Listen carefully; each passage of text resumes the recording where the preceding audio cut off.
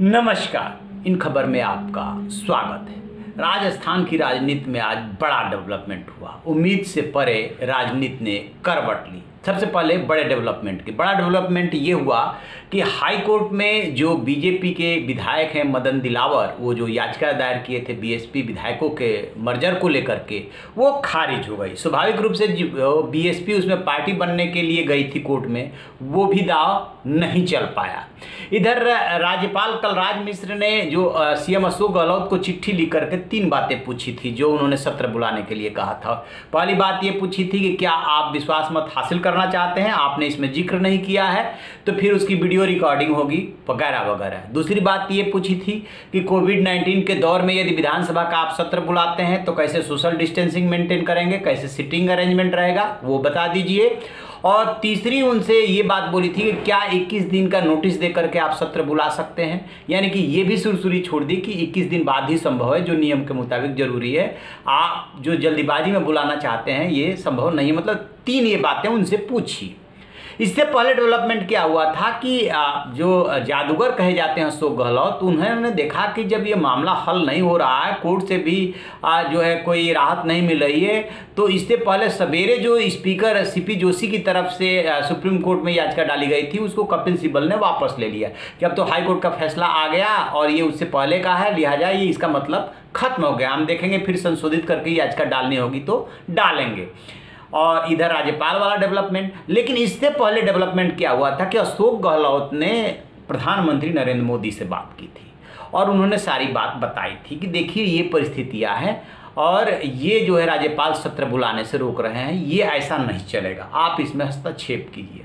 माना ये जा रहा है कि उसके बाद जिस तरीके से कांग्रेस ने पूरे देश भर में धरना प्रदर्शन शुरू किया था उसका दबाव जो है रंग लाया और अब ये खबर आ रही है कि राज्यपाल जो है सत्र बुलाने को राजी हो गए हैं। तो जो प्रधानमंत्री से गहलोत ने बात की उसका असर माना जा रहा है, क्योंकि आपको याद होगा महाराष्ट्र में जब सीएम की कुर्सी फंस गई थी तब उद्धव ठाकरे ने प्रधानमंत्री नरेंद्र मोदी को फोन किया था।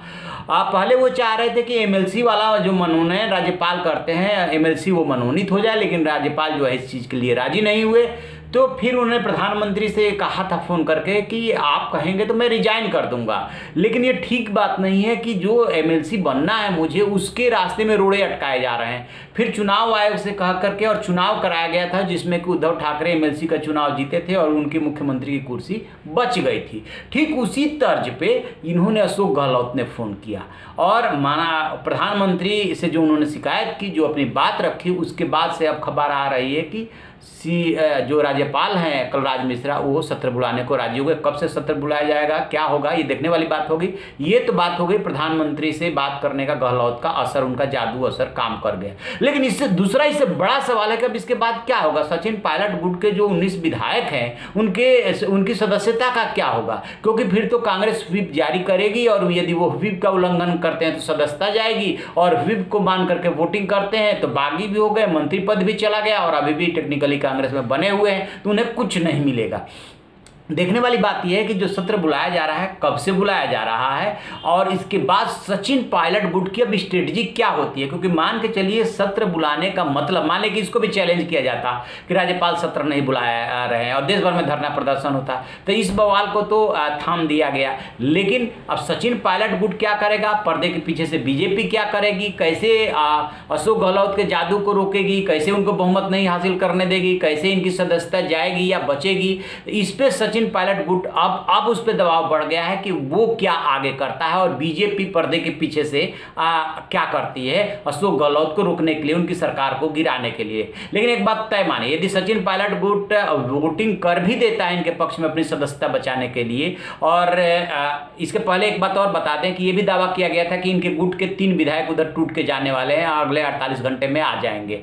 तो ये वोटिंग कर भी देते हैं तो भी ये जो शुरू हुई है कड़वाहट, जो अंदरूनी लड़ाई शुरू हुई है, ये थमने वाली नहीं है और इसी बात का हाईकमान को डर है। देखते हैं आगे क्या होता है। ये फिलहाल राहत वाली खबर है अशोक गहलोत के लिए। तो जैसे कोई अपडेट मिलेगा हम आपको बताएंगे। आप देखते रहिए हमारा डिजिटल चैनल इन खबर। Thank you. इन खबर चैनल को सब्सक्राइब करें और बेल आइकन दबाना